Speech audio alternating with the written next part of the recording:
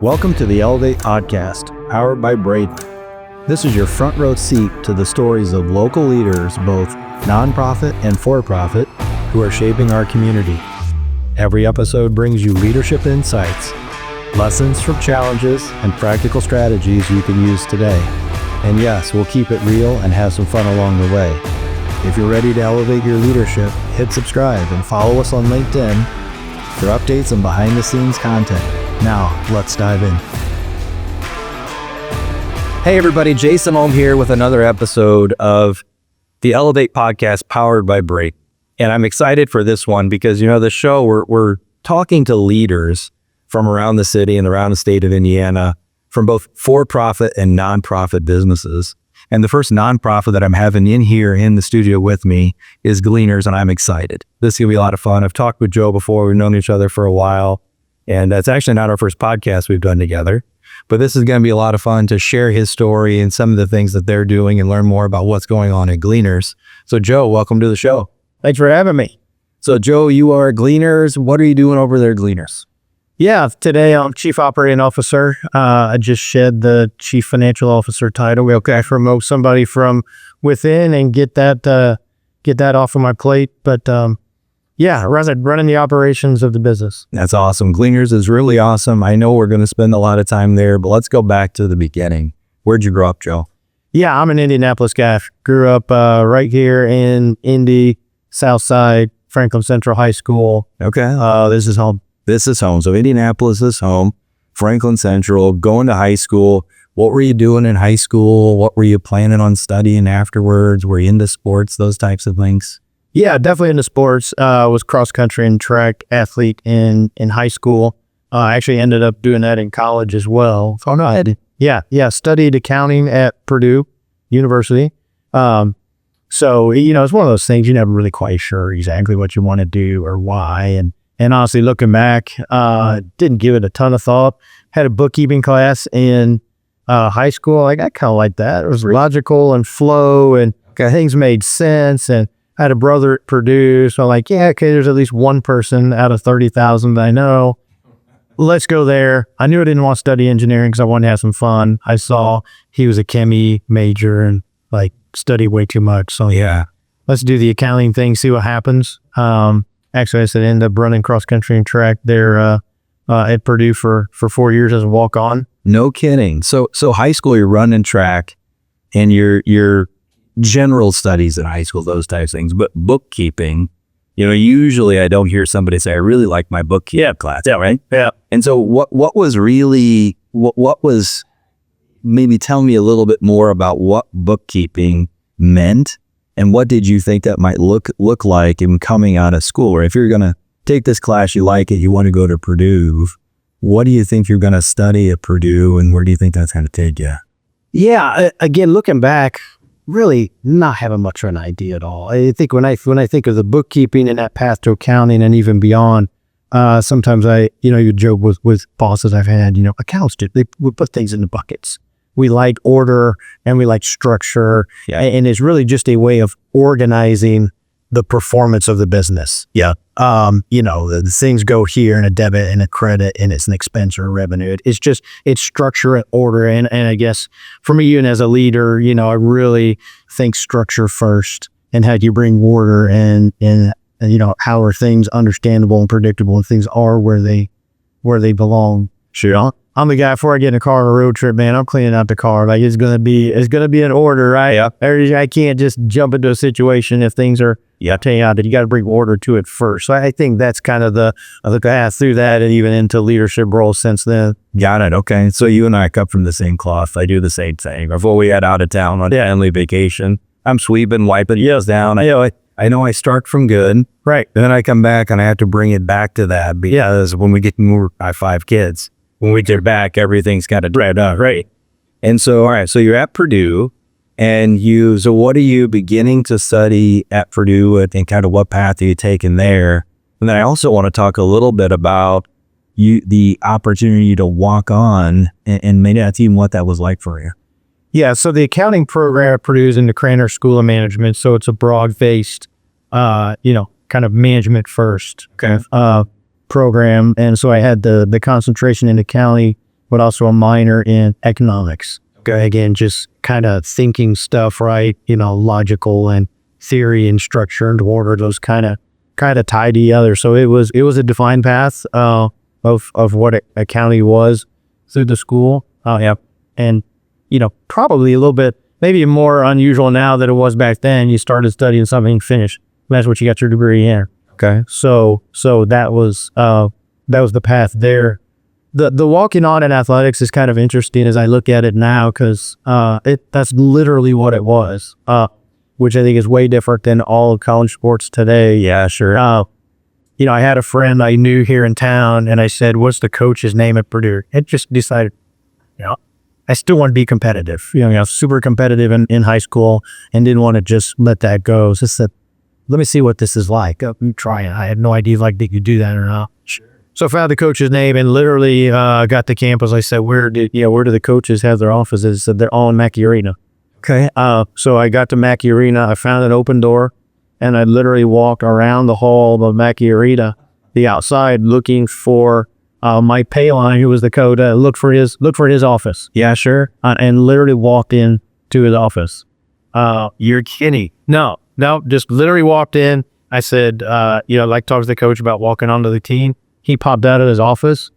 He said, if you can keep up, if you're not a problem and you make your grades, you can stay here the whole time. I'll be downstairs at 3:30 outside of this certain door.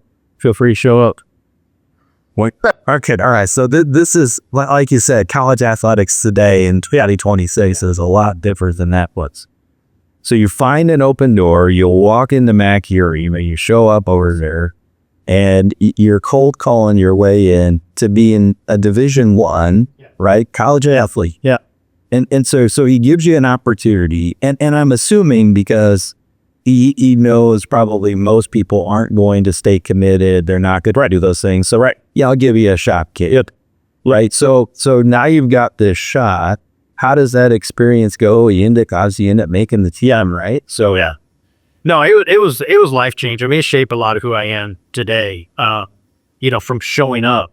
And there were a lot of other kids, a handful of other kids that kind of did the same thing. Most of them fell off. Yeah. But I at the start, I was fighting for my life every day. I felt like I always had to run, just the race of my life in practice every day to keep up with these guys. No kidding. They were good. They were really good. And, I know a few weeks in, I remember calling my dad and be like, man, I don't know if I do it. Yeah. He's like, you probably can do more than you think you can do. I'm like, just, it's up to you, but, stay with it. Okay. So I stayed with it. I ended up running varsity. Then even as a sophomore, stayed in the program for all 4 years. Actually had the experience of being a Big Ten championship race in the 10,000 meters in outdoors. My sophomore year. So great experience. Teammates, are kind of buddies for life kind of thing, and just the discipline that it brings you. It sucks away a bunch of extra time. Yeah, sure. Right. So a lot of things can't happen, which probably good. So when you're in college, you can choose to do some things or choose to do some others. But I'm assuming you had to keep your grades up and study. Yep. And you had to be practice. Yep. And then you also had to train. Right. So you didn't have a lot of time to do yourself drop. Correct. Yeah. It takes away a lot of opportunities for bad things to happen. And then, the guys you run with, they're your runners, literally, right? Just your inside of practice, outside practice, on and off the track. Okay. And it was a wonderful experience, like I said, and just kind of helped shape discipline, and you learn the lessons of teamwork and discipline and hard work paying off. Yeah. Staying with something when it's hard all the time. Yeah. That the inertia to just say, man, I don't need to do this because it's not paying for my school, right? It's not doing anything for me other than something I wanted to be a part of and shaping who I am. Wow. So, what a great foundation going through those 4 years for what's going to happen with you in life, right? Kids, work, all those things. Nothing's easy. Right. You got to start with it to actually make a decision to do some of those things. You'd have to get after. Yeah. So one last question there. Where was the best place to go run? Was there a cool campus or maybe a place where you got an opportunity to run that was just really cool? Yeah, I got a chance to run at University at Stanford. Well, so that was a cool trip. That was a really place to be and to run. And that was kind of back in the time too, where, it was longer road trips, weren't always, something everybody had to, to do. So that's probably one that stands out. Okay. So Stanford was a cool brochure. All right. So you're going through that, you're running, you're also studying, so they're probably getting good grades because you have to. When you finish up the 4 years at Purdue, where do you think life's going to take you? What do you do next? Yeah, it sounds, and looking back feels a little Forrest Gumpy, you're just like, well, what's the next thing that you stumble into, right? You stumble into bookkeeping class, you stumble into accounting, stumble into running, and I had no idea, even as I'm studying, they try to do a little bit of, say, what are careers like, okay. When you're going to, but they do a ton of that stuff. Because so really it was more the college placement office said, accounting majors, here's the companies that are interviewing, and you just go sign up. For me, they're literally on the wall. State Farm is interviewing for staff account. Okay, you want to interview that? Sign up.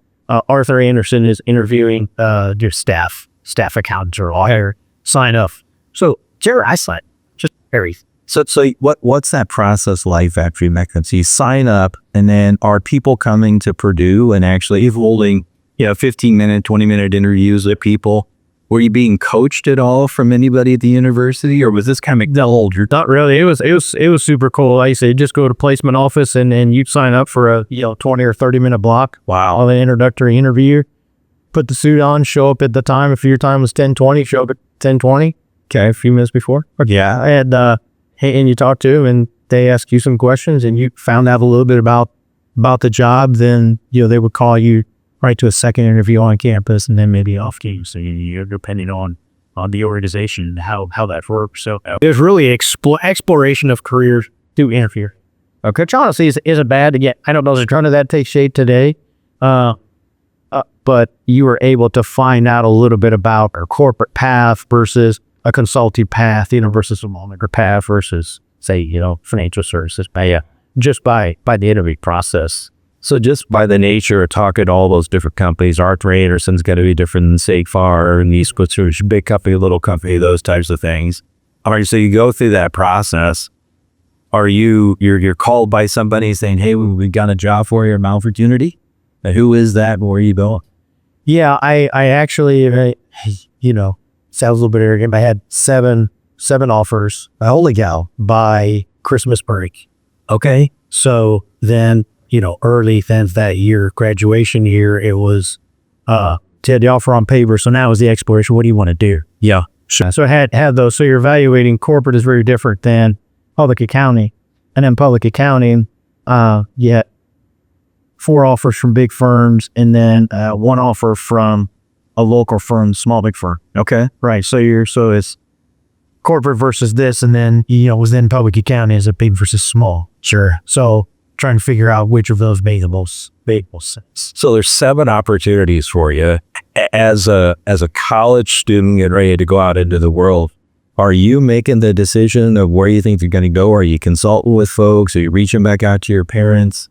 How are you coming to the conclusion of whether you should go with one of the big 4, big 5, or go this route, or maybe go with a small company? How are you thinking through that? Yeah, I think a lot of it was in the processes of interviewing, just where did I feel comfortable? Who do you like? Yeah, I'll be around. That you think is going to take care of you and look out for your best interest. And so it really was me evaluating them as people and as leaders. And it came down to Arthur Andersen versus, at the time, it was George S. Olive. And I pronounce all the mergers at BJD or something now. So big versus small. One of the big versus a small. And the one thing I remember is my dad told me to call Alamo. My uncle was a financial recruiter with Corn Fairs. It's like sort of the big. Yeah, sure. Yeah. And I just remember him saying, all things being equal, if you make a mistake, being at Arthur Andersen is the best mistake you could make. Okay, so if you're raw, where do you want to be raw from? Because if you're there and you don't like it, it doesn't work, you can bounce from that into right. So that stuck with me is like, okay, some risk management there, right? Like what's the if it doesn't work, where do you have to be Graded price out. Yeah. I thought that was this, even to this day, whatever, sure, be plus years later, stuff was Interesting. All right. So you go and you consult with your uncle. Great advice. And actually, when you're thinking through, one of the things you said, I think people really should be thinking about was you had said you were in that interview, you were almost interviewing them. Yeah. Right. Because you were looking for fit, cultural fit for yourself. Where do you think that you would fit in the best? Where do you think they maybe have your best interests? Right. And I love that idea of Arthur Andersen, for example, people, working in a big organization, in a lot of cases, they have some really good training opportunities and have different divisions. Yeah. Right. And so you go through, you get all of this training that you may not get in a smaller firm. Yeah. So even if you happen to be wrong, if you spend, a couple of years, right, end up maybe a little further at. Right. Yeah, absolutely. And so, and I'd say today that, my time at Arthur Andersen, which was about 10 years, you couldn't build a better foundation to be out in business. Yeah. Not only what you learn technically in the relationships, just the foundation of just how to work, how to show up, how to be, how to just do how to be a professional. It's probably the best way. They really taught you that very well, and they modeled that very well. And I think that's still something I carry. And so for 10 years, did you have multiple roles in that organization? Were you kind of in the same place? What did that look like for the 10 years? Yeah, so I was on the audit side. And obviously through that, it's kind of up or out, up or out, up or out. So you kind of keep progressing to greater levels of responsibility. But for the most part, my book of business, if you will, the cornerstone of that was Cummins Enger, and that as an audit. So that was almost a full-time client to be in Columbus, Indiana, at their corporate office building with our team on all of just the different risks and the transactions in the actual audit itself, and quarterly earnings releases. So that was most of my time for 10 years was spent on Cummins. Okay. All right. So working big accounting firm, working with a large, global firm, and getting an opportunity to do that. So you spend 10 years at Arthur Andersen to kind of build the foundation right out of college. After you finish up that 10 years, where do you go next? Yeah, so this is where the path takes a fork in the road, right? So the next step at Andersen was to become partner. So a senior manager, and it was to become partner. And at the same time, I maybe finally, to some people, started to mature spiritually inside, and really felt the calling to leave the firm. Really? And it was it was one of those, just leave. I don't know what I left without anything to go too necessary. Did a little bit of stuff on the side. I'm like, sure, or with some other people, but it was just, it was leave, and then, trust God to provide and show what the next step is. Yeah. It's interesting that people will hear a calling, right? If either maybe go be an entrepreneur, right? Go start your own company. And then they'll hear a calling, maybe they go follow in the mission over here. What's interesting is most folks ignore it for an awful long time. Yeah. So was this something you're like, I need to make this decision? Was this a pretty quick change for you? It was pretty quick change. I think it was pretty loud, for one. I heard it pretty clearly. It probably within, 3 to 6 months. Oh, wow. Where's Bill Wick? Yeah. And, my wife, at that time was staying home, take care of our young kids. Believe I had, 2-year-old and a fairly newborn at the time. So all right. So I want to go back. Let's just rewind that for a second for everybody listening about whether you should go jump and go do something different. Yeah. Let's just reframe that. So you've got a nice wife staying at home. You have a 2-year-old child and a younger kiddo, and you're working at Arthur Andersen, just about ready to make partner, right? Which is kind of that next step in the journey for you, and then safe career. Yeah, and you decide to make the decision to pull back and do something, but you're not sure what it is. Yeah. That is, by the way, would be frightening for a lot of folks, but also I think it's encouraging, right? Because if you look at where you went from into where I know we've ended up here at Gleaners, right? We'll talk a little bit about how that story progressed. What a great opportunity to step out of that comfort zone and go do something where it's got to make a difference. That's cool. Yeah, and I think that was really the calling is use your passion and giftedness in business, but use it in a way that makes the world a better place. And I don't want to say that public accounting doesn't make things better. Sure, we need that, and it's a noble profession. But my particular calling wasn't to follow that path of, honestly, at least what perceived to be ease and earnings driven, right? And it was, without getting too crazy, right? I hate to think spiritually, particularly as men, we're all called to take a journey of some sort, right? A journey of discovery, and we discover who we are, what we're made of, and we discover who God is and his love for us. And, those two can only come together if you strip a lot of stuff out, like your paycheck, right? Or the things that you would take some security in. So for us, like I love my wife, like she didn't really hesitate at all. She didn't say, "Are you sure, dude?" Like, I kind of like this path of, the harder you see deal is the larger income and all of that. And I'd be remiss if I didn't say that, less than 12 months later, Arthur Andersen did desist. Yes, firm. And if I would have stayed there and been admitted to the partnership, the financial elements of that are you take a pretty big loan and you buy in. Yeah, as you make money towards back over time. Those guys that bought in that year, they walked away with the loan and they walked away with partnership shares that were worth about $0. Yeah, so not to say that we didn't have financial hardship or struggles down the road, but there was a little bit of catastrophic avoidance, I think, in making that decision then, which again just reinforced to me, God's telling you to do something, make sure you listen, and then just do it. Go execute, right? Yeah. It's almost a bunch of questions, just try to go do it. That is super cool. It's also awesome that your wife was very supportive from the beginning. All right, so you got a period of time where are you doing like some contract work or what are you doing today? Yeah, doing contract work for about 6 months. The savings ran out pretty quick on that. So it was okay. So we'll find some paycheck. Yeah. Bounced to Rolls-Royce here in town as an internal auditor. This was now the big Sarbanes-Oxley world was starting to take shape, right? Andersen had collapsed and all of these things. So didn't really love that and just didn't love there's some good dudes there. Big company environment, structure. Had a chance, say after about 6 to 9 months to leave that and actually go to us now, Clifton Larson now for CLA. Oh yeah, sure. Randy Dodd, we both know it is. I was there, still there at the time.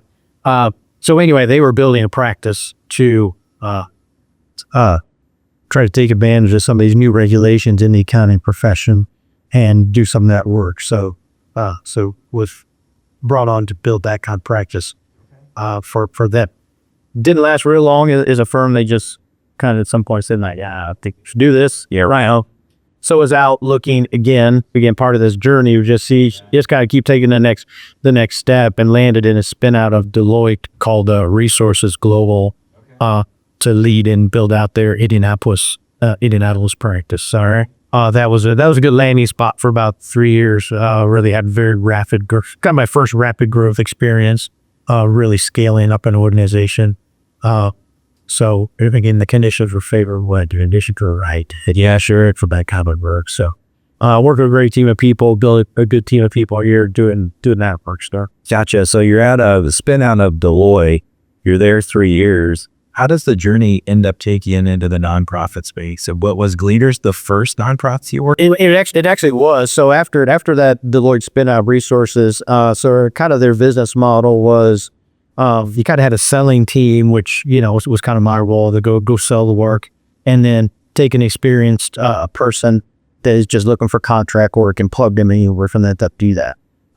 The thing I'd miss, I enjoyed the selling and business development practice management. I'd just be basically working with clients and doing that work. So I just said, I'd rather be on that side than this side. So hung my own shingle and said, I'm just going to be my own consultant and try that route again. No kidding. And just go and do the work. So that's what I did, and actually did it for 8 years.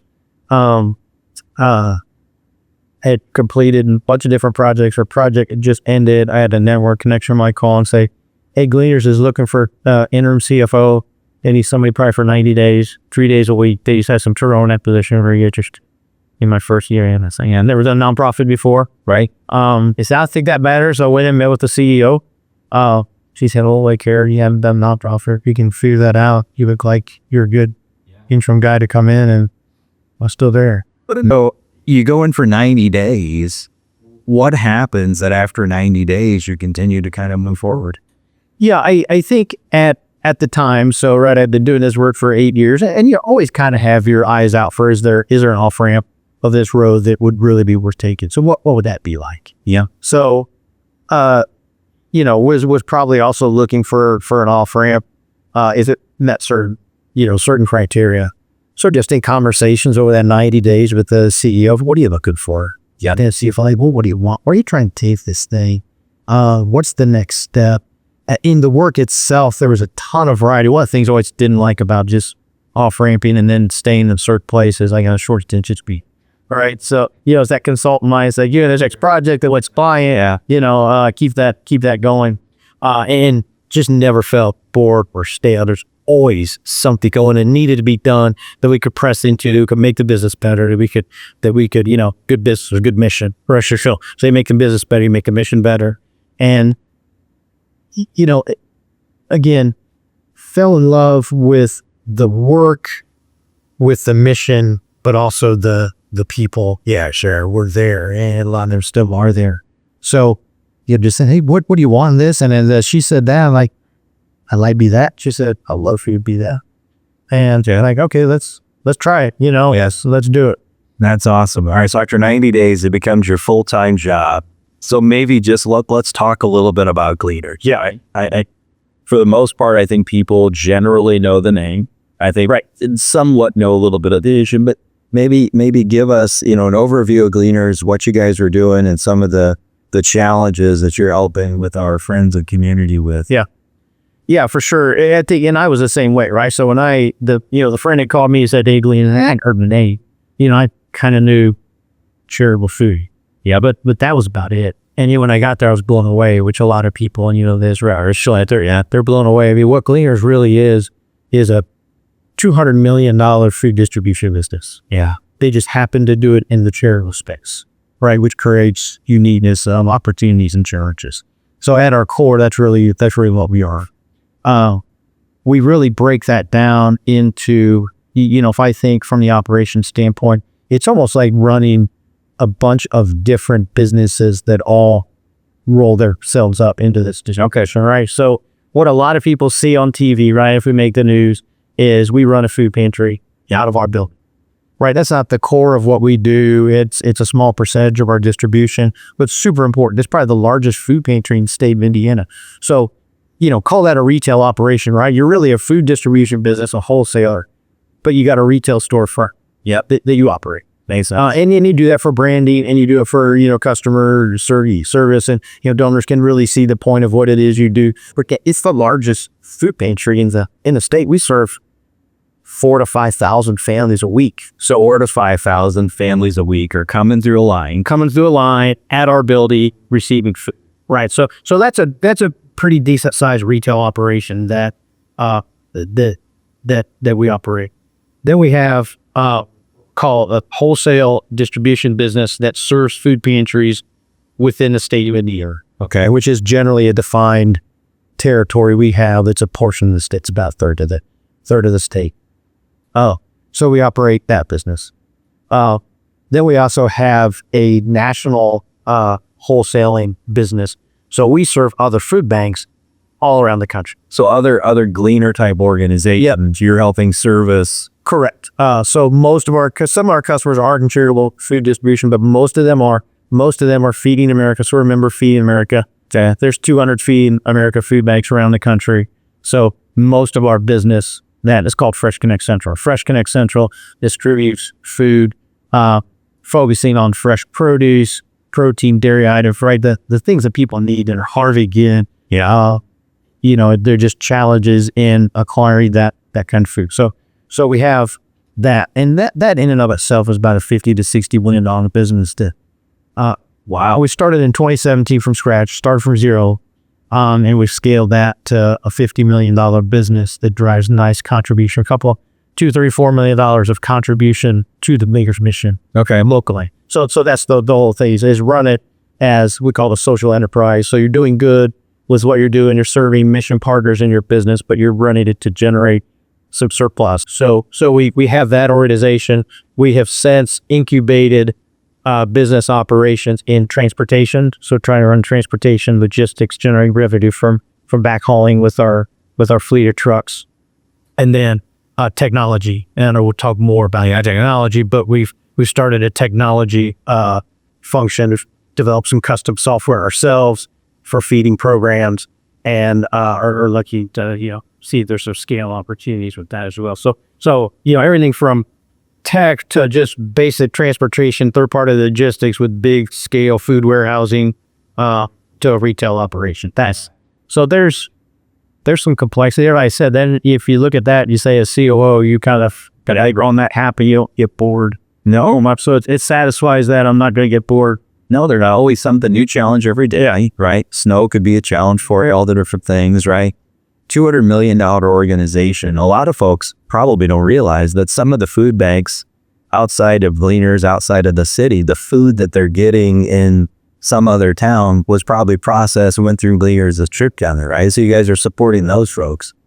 Well, let's talk a little bit about stats. Yeah, some of the stats that you shared over the years with me, they kind of stick out in there. If you're a numbers person, there's a lot of them, but like the number of meals you guys have served, and then maybe even, if I remember correctly, how many meals you get out of $1. I mean, just all these things. So people that are interested in the mission, because, I mean, let's be honest, water and food, if we don't have that, it's hard for people to get an education. It's hard for people to be able to work. All of those things become infinitely harder if we don't take care of those basic needs. So maybe just a few stats about that. Yeah, sure. Yeah, like I said, the revenue is about $200 million. That translates, we think in terms of pounds distributed. Other logistics business, in my cases, about 120, 125 million pounds annually, which is a little over 100 million meals. So that is, locally, like right here in our neighborhood with the food pantry around the state of Indiana, and then to partners around the country. So from a scale of distribution, it's a 340,000 square foot building. Yeah, we operate with around 140 staff. Wow. For every dollar we raise, we can provide somewhere between 6 and 8 meals, depending on the year and in the particular metrics there. So we can stretch dollars pretty far. We leverage donated food that comes to us. There's a lot of surplus food in the country, right? So we'll capture it now from, when it started, really, the part of the food supply chain you get the food out of is kind of towards the end, right? It's retail surplus. Yeah. Made it to a grocery store, somebody didn't buy. Yep. And now it's going to end up. Yeah. So before they throw it away, let's give it away and let's see if we can get it to somebody. Well, then you walk that back, and you say at the distribution center, right? And there's DCs that are like, this is close to expiration, or I can't move it to retail. They don't want it for whatever reason. Let's move that into the charitable sector. Well, we've walked all the way back even further now to producers. So, say there's a cereal producer that when they do runs and they're setting up their mines, they end up with, just a bunch of extra bulk surplus.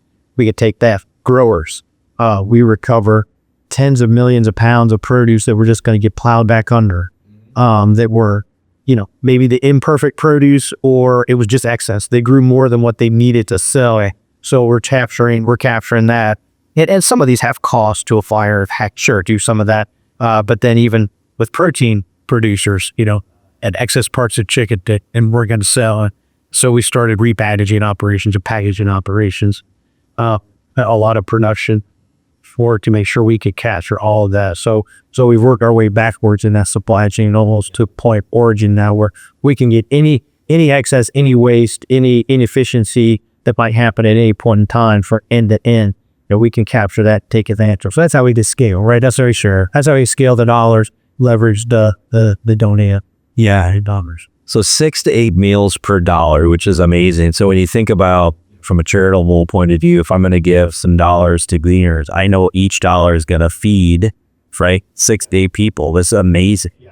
And you're in a lot of cases, you're taking what would have been waste and turning it into fuel. Right. And so now you're fueling the community, and people fueling our neighbors and our friends. All right. And so you talked a little bit about technology. Yeah. And in general, when you think of Gleaners, like you said, that generally people think of in food banks and things like that. They don't think technology, but you guys are leveraging some technology. And I'm just curious, kind of how are you using technology today? Do you think it's going to change for you in the future? And will you be able to maybe do more with some of the tech that you see coming in the future? Yeah, the quick ones to get out of the way, if you will, are just, modernization of our ERP systems and financial system. That's important to us. And we work hard on that to be more efficient, so we can scale. Use of e-commerce so that customers around the country can see live inventory. So it makes that turn happen faster. So as things spoil, they can see it. So we've invested in e-commerce platforms, whether it's local customers or national customers, to be able to see and order and to build out what they want in an order or in truckloads. The real innovation now has come on the individual ordering side, right? So our neighbors that are looking for charitable food. And there's a couple of big prices here that we are leaning heavy into. One is that charitable food distribution used to be a function of proximity. Okay. Right.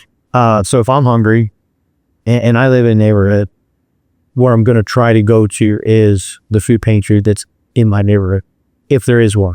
So some neighborhoods don't have that. Yeah. And hunger the profile of hunger is different in urban areas than it is in rural areas. And now it's more so than ever more in suburban areas. So you really have three tiers, and proximity may be, you think, less of an issue in urban areas because there's a food pantry, say, a mile away from where somebody lives. The transportation, How they can get there. right? How they go get there and how they go get back. And rural areas, distance, is an issue. And even more so, a combination of both that distance and transportation in suburban areas. So we believe in the future, and somebody said this, so I don't attribute it to me, or I'm hanging on to it. In the future, charitable food distribution, helping those in need with food resources, is going to be much more a function of connectivity than it is proximity. Okay. So this whole system has been built on, neighborhood food pantries, church food pantries, all that, close to where people need them. And we believe it's going to be more function connectivity. So using technology. So as an example, so really the platform we built is on one end a very simple e-commerce platform that sees live inventory. So you need food, you can go on our platform, you can see what's there, and you can place an order for free. And you're connected to a distribution partner that you can get to, which ideally could be a number of people. Could be your employer, could be your school where your kids go to. Yeah. Could be where you're getting some adult education classes. Yeah. Could be a community center that's close that your kids might do some after school care kinds of programs. So it's people that aren't in the charitable food distribution business. It's outside of that, but it's where they are going to be naturally. Yes. Right. Okay. Yes. And partners that just have some relationship with people. So they sure help, and they're trying to help, right? Because you're trying to get education or trying to take care of your kids, or you have to give you employment, right? So there's a relationship already there. So we see the order. We built this integration with our fulfillment center. We batch process those orders, right? So your order is different than mine. And those orders get built. Both of them get there, and you get sent to, say, the school or the community center. And then between 4 and 6 p.m. on Monday, when you're already going to be there, you pick up. That's awesome. Yeah. So that leaning into connectivity over proximity is big. And I think the other one is just being very unapologetic about convenience some dignity of that experience. And if you think of some of the experience, and then, without disparaging how it happens today, figure out where the food pantry is. When is it open? Can I even get there? Yeah. Either because I got transportation, or I got to load my kids, or am I working? Do I got to take time off work to go to the food man? Then I show up and I wait, call my number, and then I go shopping. I don't even know what for you get. And are my kids, am I going to get something that my kids will eat?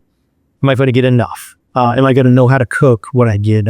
And do I have utensils and the capability to cook? Yeah, whatever I get, right? So there's a lot of mystery in that, and it can take a lot of time. A lot of people go from food pantry to food pantry to food pantry just to try to get enough and to get things that they need. So it's a very inefficient system on the end user. Yep. The technology makes that phenomenally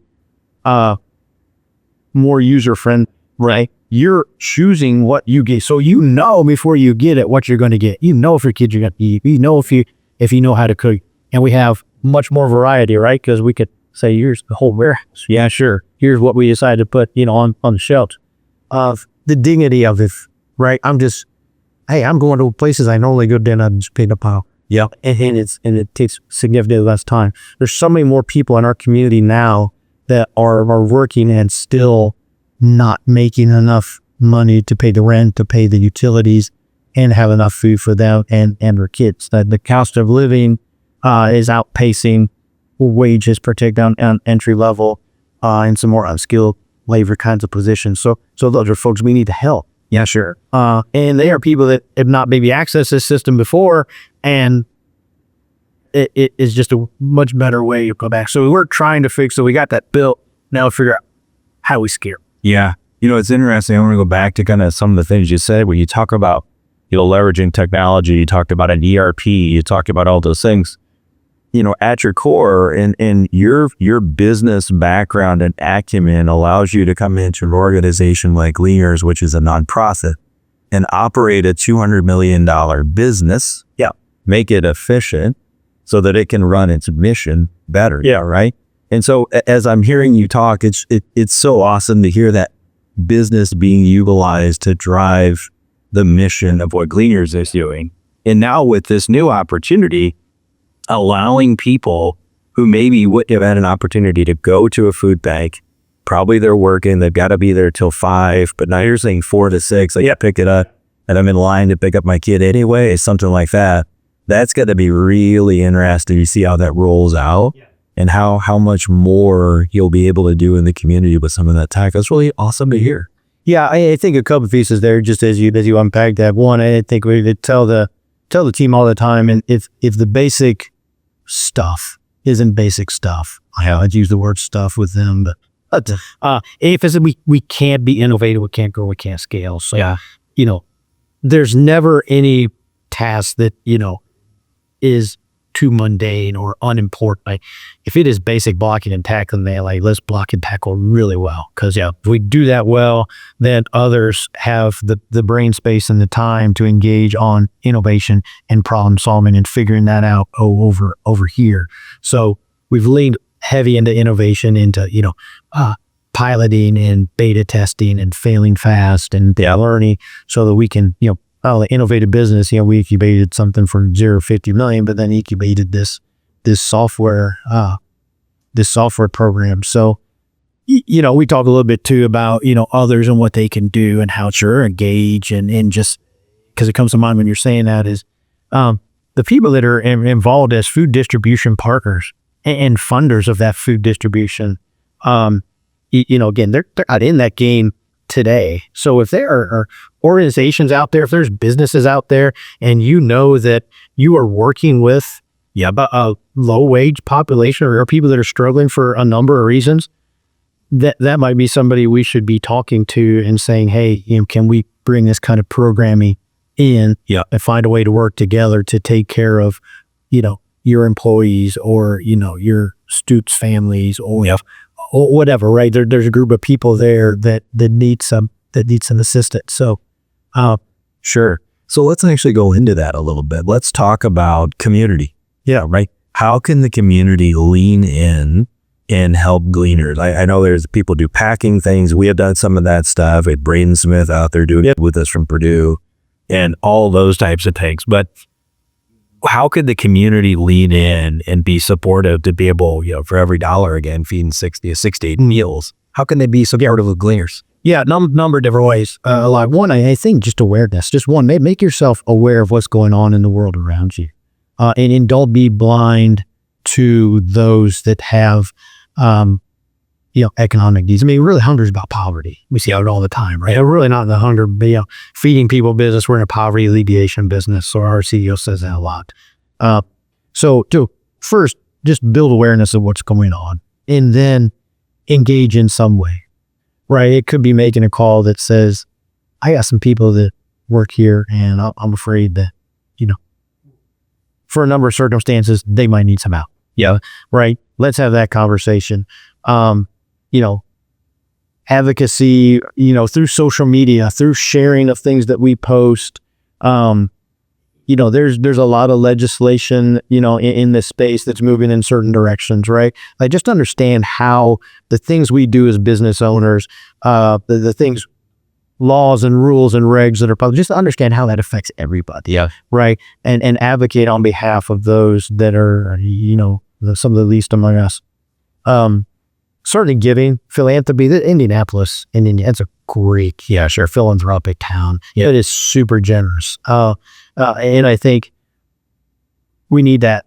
We need that philanthropy. So, reach out, right? Or if you get the opportunity to get out and to see us and to learn the operation and just engage as a donor relationship. Certainly voluntary. A lot of it starts with volunteer. Like you said, come out, help us pack some food, help us do some processing, some packaging, some repackaging, some distribution in the retail operation. It probably takes about 40 or 50 people a day, 4 days a week to run that operation with us. So you're on the front lines, right? You're tip of the spear of actually getting food distributed. Yeah. Build these custom orders we talked about with the technology.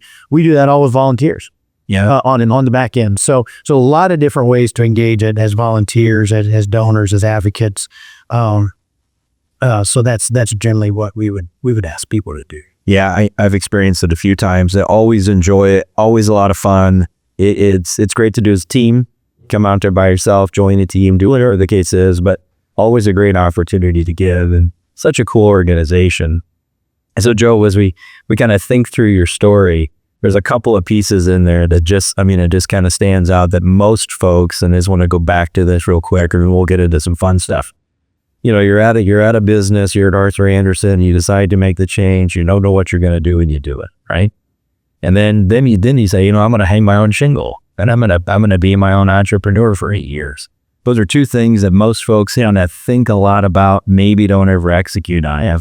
But where it's ended you, or where it's brought you to now at Gleaners, you're taking all of that experience, driving business, growing. You mentioned you started a new division, back in 2017 or something like that. You grew it to $60 million, right? Leveraging your business acumen to help the community. That's awesome. And, you kind of end up here at Gleaners, great opportunity. So folks that don't know about Gleaners, I highly suggest take a look at it. Good place to get involved and to be able to help yourself, your family. You can get out there, you can bring your business, do things the others team is a lot of fun.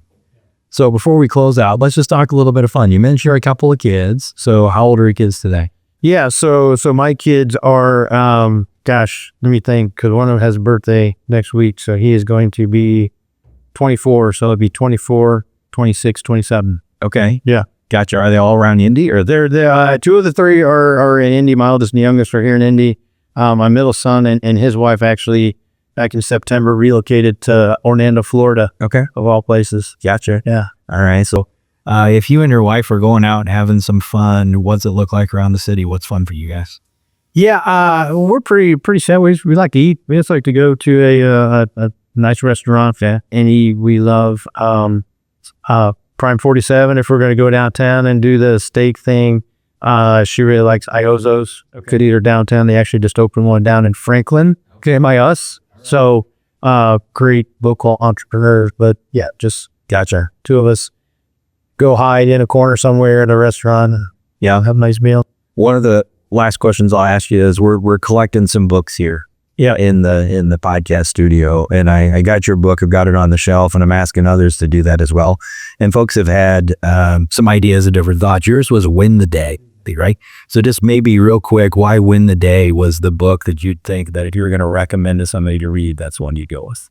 Yeah, so Win the Day is a book by Arthur Andersen, which is a pastor of a pretty large community church out in Washington, D.C. And it is really, I think, 7 simple habits to just make every day count. Yeah. And we only live this thing a day at a time. Yep. Right. So there's no throwaway days, right? No matter what we might think.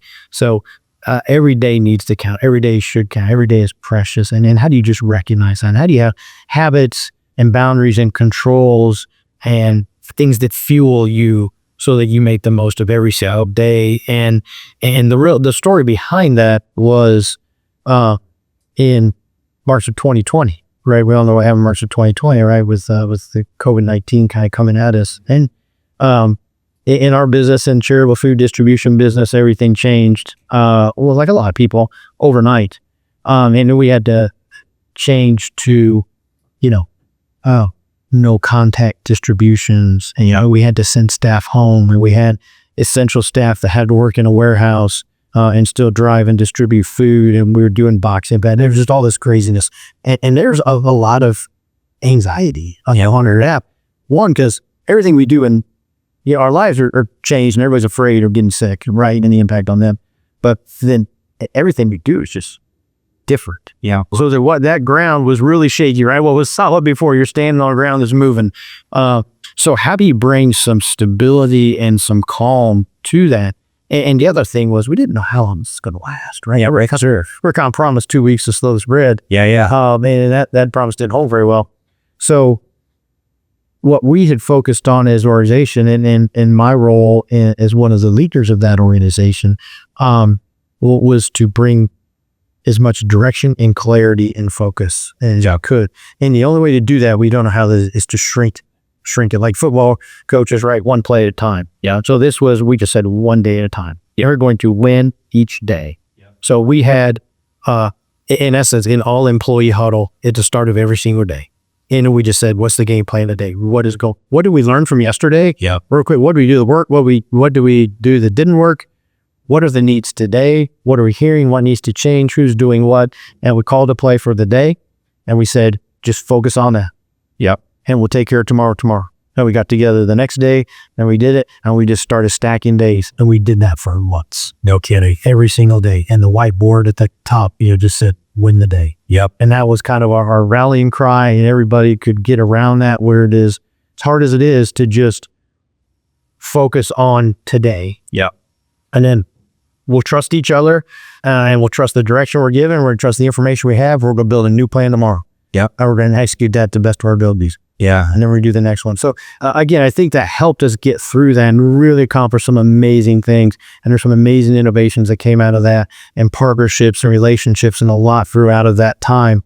And I think as individuals, if we live that way too, right? Like, well, what's today? Hey, what are we doing? What's the play call today? Let me just shrink the window. Let me focus on that. Let me not have anxiety about the future. Take care of what I got to take care of, or who I got to take care of today.